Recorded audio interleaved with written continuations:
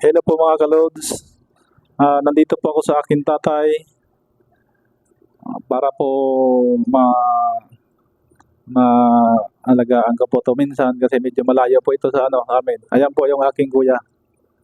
Ito po, ayan po, nilalabang ko po yung mga kumot niya. Minsan kasi hindi po siya naasikasa dahil busy po yung mga anak niya sa yung mga apo niya, busy po. Ayan po. Ayan po, pinapaliguan po namin yan. Kasi mahina na po kasi siya. May hihina po siya. Dudumi na po sa dala ng katandaan po. Po, pinapaliguan po namin yan. Yan po. Yan po yung kuya ko. Ako po nagpapaligo. Yung kuya ko naman naglilinis dito sa baba kasi binuhusan po namin yung tiles kasi minsan yung ihi.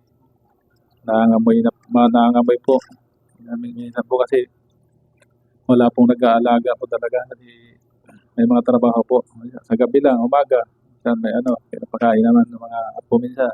Pag nandyan, walang mga pasok. Pero pa naman po, nakakapayo pa yan po. Mga loads, ito lang, po kasi mahina na po talaga. Pinapaliguan po namin yan. Yan. Kasi gano'n talaga siguro pag matanda na.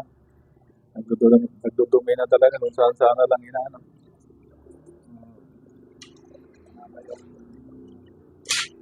Ayan, inaano kasi mapangin na talaga yung higaan niya.